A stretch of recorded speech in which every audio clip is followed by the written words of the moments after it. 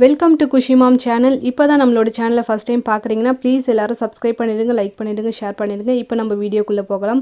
Video வந்து afternoon மேலே தாங்க ஷூட் பண்ணவே ஸ்டார்ட் பண்ணியிருந்தேன். காலையில் சமைச்ச பாத்திரம்லாம் அப்படியே இருந்தது. கொஞ்சம் கழுவுறதுக்கு சோம்பேறித்தனமாக இருந்தது. சேர்த்து லஞ்ச் வேலையெல்லாம் முடிச்சுட்டு அதுக்கப்புறம் சேர்த்து கழுவிக்கலாம் அப்படின்ட்டு பாத்திரமும் நிறைய ஆயிடுச்சு. இதுக்கப்புறம் விட்டோம்னா அவ்வளோதான்னு சொல்லிட்டு பாத்திரம்லாம் கழுவிட்டு கிச்சன் கவுண்டர் டாப்லாம் ரொம்ப அழுக்காக இருந்தது, அடுப்பும் அழுக்காக இருந்தது. எல்லாமே கழுவி க்ளீன் பண்ணி தொடச்சி வச்சுட்டு பார்க்குறதுக்கு அப்போ தான் என்னமோ ஒரு பெரிய பாரமே வந்து குறைஞ்சா மாதிரி இருந்தது.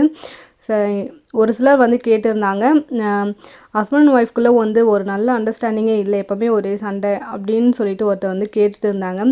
ஹஸ்பண்ட் அண்ட் ஒய்ஃப்குள்ளே வந்து சண்டை வர்றது தப்பே இல்லைங்க, போடலாம். பட் சண்டையே வந்து லைஃபாக எடுத்துக்கக்கூடாது.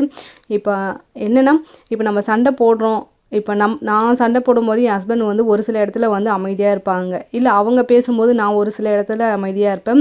இல்லை என்னால் வந்து அதை பொறுமையாக எடுத்துக்க முடியல அப்படின்றப்போ நம்ம ஏதோ கத்தி பேசிட்டோம், ஒரு சில வார்த்தைகள் விட்டுட்டோம் அப்படின்னா அந்த நேரத்தில் வந்து அந்த பிரச்சனையை ஒரு 1 hour கழிச்சு கோவமாக இருக்குமா, நம்ம கோவம் போனதுக்கப்புறமா அவங்கக்கிட்ட போயிட்டு ஒரு சாரி சொல்லலாம். ஏன்னா ஹஸ்பண்ட் கிட்ட தான் வந்து சாரி சொல்லுறோம்.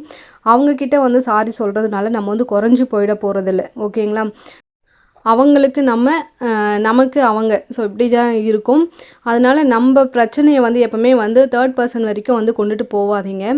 இந்த பிரச்சனையை வந்து உங்களுக்குள்ளேயே வந்து பேசி முடிக்கிற மாதிரி வந்து பார்த்துக்கோங்க. ஏன்னா தேர்ட் பர்சன் வந்தாங்கன்னா ஒரு சிலருக்கு வந்து மற்றவங்க பிரச்சனை பண்ணிட்டு இருக்கிறத வந்து பார்த்தா சந்தோஷமாக இருக்கும். இந்த பிரச்சனையை வந்து இன்னும் பூதாகரமாக வந்து ஆக்கலாம் அப்படின்னு ஒரு சிலர் எதிர்பார்ப்பாங்க. ஒரு சிலர் வந்து ஒரு நல்ல வெல்விஷராக இருந்தாங்கன்னா இவங்க வந்து பிரச்சனை பண்ணுறாங்களே, அவங்களுக்கு வந்து ஒரு சில விஷயங்கள் வந்து எடுத்து சொல்லி புரிய வைப்பாங்க. இந்த மாதிரி இருக்கவங்களா இருந்தால் பரவாயில்ல. எப்போவுமே பிரச்சனையை வந்து நம்மளே வந்து பேசி தீர்த்துக்கணுங்க. என்னதான் கோவம் இருந்தாலும் அந்த நேரத்துக்கு வந்து பேச முடியல, இந்த பிரச்சனை வந்து எதனால் வருது அப்படின்னு சொல்லிட்டு யோசிங்க. இல்லை நம்ம ஒரு சில நேரத்தில் வந்து சண்டை போடும்போதே நம்ம ஏதாச்சும் கோவத்தில் வார்த்தையை விடுறதுக்கு முன்னாடி யோசித்து பேசினோம்னா அந்த சண்டை வந்து பெருசாக ஆகாது. ஒருவேளை நான் கோவத்தில் வார்த்தையே விட்டுட்டேன் அப்படின்னா கூட அந்த பிரச்சனைலாம் முடிஞ்சதுக்கு அப்புறமா போயிட்டு ஒரு சாரி சொல்லுங்கள், அவங்கள பார்த்து கொஞ்சம் சிரிங்க. ஏன்னா இந்த மாதிரி நான் கோவத்தில் ஒரு வார்த்தை சொல்லிட்டேன்ப்பா சாரி அப்படின்னு சொன்னாலே வந்து அவங்களுக்கு பாதி டென்ஷன் வந்து இறங்கிடும். உங்களால் வந்து ஹஸ்பண்ட் கிட்ட வந்து மனசு விட்டு பேச முடியலையா, வீட்டில் இருந்தால் ஒரு சில டிஸ்டர்பன்ஸ் இருக்குது அப்படின்ட்டிங்கன்னா பார்க், இதுக்கு வந்து நம்ம கொடைக்கானல் பீச் அந்த மாதிரி போனால் தான் வந்து மனசு விட்டு பேச முடியும் அப்படின்லாம் இல்லை. பக்கத்துலேயே இருக்குது கோவில் போகலாம், இல்லைனா வந்து பார்க், இந்த மாதிரி இடத்துல கூட போயிட்டு மனசு விட்டு பேசலாங்க. இந்த மாதிரி ஒரு என்ன பிரச்சனை, ஏன் இந்த மாதிரிலாம் வந்து சண்டை வருது அப்படின்னு சொல்லிட்டு கேட்டு மனசு விட்டு பேசினாலே எல்லா ப்ராப்ளத்துக்கான வந்து சொல்யூஷன் கிடைக்கும். ஸோ நீங்கள் வந்து மனசு விட்டு பேசினா மட்டும்தான் எல்லாமே வந்து கரெக்டாக இருக்கும். விட்டு கொடுத்து போகிறது மட்டும்தாங்க வாழ்க்கையே. அந்த நேரத்துக்கு கற்றுனோமா ஓகே, பட் அதுக்காக வந்து சண்டையே வந்து லைஃபாக இருக்கக்கூடாது. நமக்கு கூட அடிக்கடிக்கு தோணும், என்னடா லைஃப் அடிக்கடிக்கு சண்டை போட்டுகிட்டே இருக்குமே அப்படின்னு சொல்லிட்டு.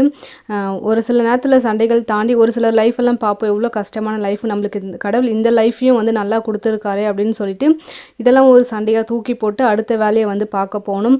இதுதாங்க லைஃபே, இதுதான் ஒரு சிலர் இப்படி தானா அப்படின்னு சொல்லிட்டு புரிஞ்சுக்கிட்டு அந்த பிரச்சனையை விட்டு விலகிடணும். அப்படி இல்லையா, அவங்களுக்கு ஒரு சிலருக்கு வந்து ஒரு சில விஷயங்கள் எடுத்து சொன்னால் அவங்க வந்து புரிஞ்சுக்குவாங்க. புரிஞ்சுக்கிற பர்சனாக இருந்தால் நம்ம வந்து எடுத்து சொல்கிறதுக்கு முன்னாடியே வந்து ஒரு சில விஷயங்கள் புரிஞ்சுக்கிட்டு ஓகே அப்படின்னு இருப்பாங்க. புரியாதவங்களுக்கு நமக்கு திரும்ப திரும்ப எடுத்து சொல்கிறதுனால தப்பு கிடையாது. அவங்க வந்து இப்படி தானா எடுத்து சொல்லிக்கிட்டே இருங்க, எந்த பிரச்சனையும் இல்லை. எனக்கு கூட ஏதாச்சும் ஒரு பிரச்சனை என்னுடைய அம்மா கிட்ட வந்து சஜஷன் கேட்ப சொல்லுவாங்க, இதை விட ரொம்ப கஷ்டப்படுறவங்கள வந்து யோசிச்சுட்டு பாரு அப்படின்வாங்க. சரி நானும் வந்து ஓகே அப்படின்னு சொல்லிட்டு விட்டுட்டு அடுத்த வேலையை வந்து பார்க்க போயிடுவோம். மாடிக்கு போயிட்டு பாப்பா கூட வந்து கொஞ்ச நேரம் நல்லா வந்து சைக்கிள் ஓட்டி விளையாட்டி அதுக்கப்புறம் துணியெல்லாம் வந்து காய போட்டுட்டு இருந்தோம். ஸோ அந்த துணியெல்லாம் எடுத்துகிட்டு வந்து மடிச்சுட்டு வீடெல்லாம் கொஞ்சம் க்ளீனிங் வேலை இருந்து அதையும் வந்து முடிச்சுட்டு நைட்டு டின்னருக்கு வந்து தக்காளி குழம்பு வைக்கலான்னு சொல்லிட்டு ரெடி பண்ணிட்டு இருந்தாங்க. இந்த குழம்பு வந்து ஃபர்ஸ்ட் டைம் வந்து பண்ணியிருந்தோம்.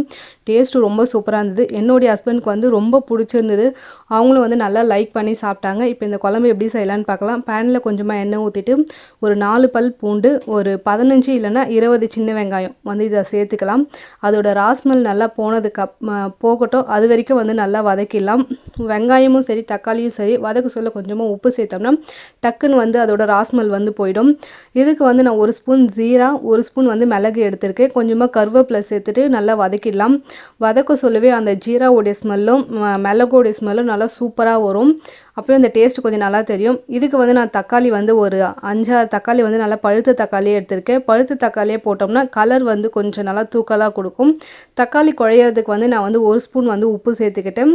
ஒரு 10 நிமிஷத்துக்கு அடுப்பை வந்து லோ ஃப்ளேம்லேயே வச்சுட்டு ஒரு 5 நிமிஷம் அப்பப்போ மூடி எடுத்து பார்த்துட்டே இருந்தோம்னா தக்காளி வந்து டக்குன்னு குழஞ்சிடும். தக்காளியோட ராஸ்மெல்ல போயிடும். இதில் வந்து தக்காளியோட ராஸ்மெல் போச்சுன்னா டேஸ்ட்டு நல்லாயிருக்கும். நான் வந்து கொஞ்சமாக தேங்காய் வந்து சேர்த்துக்கிட்டேன். நீங்கள் வந்து துருவன தேங்காவாக இருந்தாலும் சேர்த்துக்கலாம். நான் வந்து துருவ முடியல. ஸோ அதனால் வந்து நான் இந்த மாதிரி சில்லாக வந்து போட்டுக்கிட்டேன். தேங்காய் வந்து போட்டதுக்கப்புறமா தேங்காயோடைய ராஸ்மெல்லும் போகணும். அடுப்பு நல்லா லோ ஃப்ளேம்லேயே வச்சுட்டு மூடி போட்டு அது நல்லா வதங்கிறதுக்குள்ளே எனக்கு கொஞ்சம் லைட்டாக பசிச்சுது. ஸோ அப்படியே வந்து நானும் கொஞ்சம் ஸ்நாக்ஸ் தான் வந்து சாப்பிட்டுட்டு இருந்தேன்.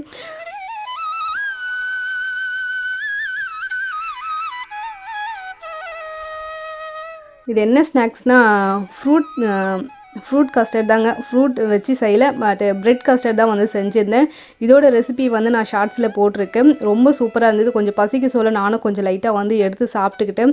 ரொம்ப சூப்பராக இருந்ததுங்க. ஃப்ரிட்ஜில் வச்சு ஒரு 1 ஹவர் கழித்து எடுத்து சாப்பிட்டேன். அப்படியே எனக்கு ஐஸ்கிரீம் சாப்பிட்ற மாதிரியே ஒரு ஃபீல் இருந்தது.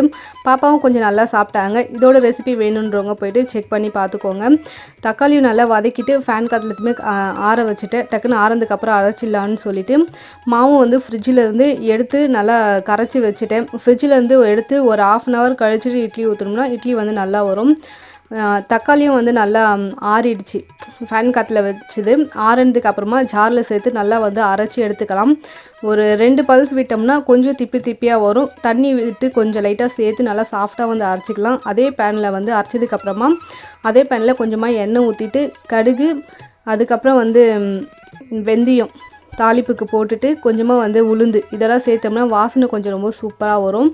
போட்டுட்டு நம்ம கொஞ்சமாக வந்து கருவேப்பிலை வந்து சேர்த்துக்கலாம். அரைச்சி வச்ச அந்த பேஸ்ட்டையும் ஊற்றிட்டு நம்மளுக்கு எவ்வளோ தண்ணி வேணுமோ அந்தளவுக்கு வந்து தண்ணி சேர்த்துக்கலாம். தண்ணி சேர்த்தோம்னா நம்மளுக்கு அது குழம்பு வந்து தேவைன்ற அளவுக்கு வந்து தண்ணி சேர்த்துட்டு லாஸ்ட்டாக வந்து உப்பு, அந்த பியூர் சில்லி பவுடர் இருக்கும் பார்த்திங்களா, அது வந்து அந்த காரத்துக்கு ஏற்ற மாதிரி சேர்த்துட்டு நல்லா ஒரு 5 நிமிஷம் லோ ஃப்ளேம்லேயே அடுப்பை வச்சுட்டு நல்லா கொதி விட்டுட்டு மல்லி இலை தூவி இறக்கணும்னா ஒரு சூப்பரான தக்காளி குழம்பு ரெடி. ட்ரை பண்ணி பாருங்கள். சீரியஸாக டேஸ்ட்டும் ரொம்ப நல்லா இருந்தது.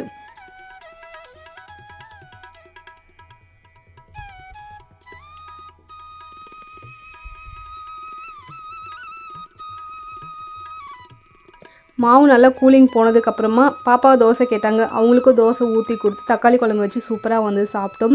நைட்டு டின்னர் வந்து சூப்பராக வந்து என்ஜாய் பண்ணி சாப்பிட்டாச்சு. கண்டிப்பாக இந்த வீடியோ வந்து எல்லாருக்குமே வந்து பிடிச்சிருக்கும். மறக்காமல் வந்து என்னோடய சேனலுக்கு வந்து ப்ளீஸ் எல்லோரும் சப்ஸ்கிரைப் பண்ணிவிடுங்க, லைக் பண்ணிவிடுங்க, ஷேர் பண்ணிவிடுங்க. இதோட அடுத்த ஒரு லாகில் பார்க்கலாம். அது வரைக்கும் பாய்.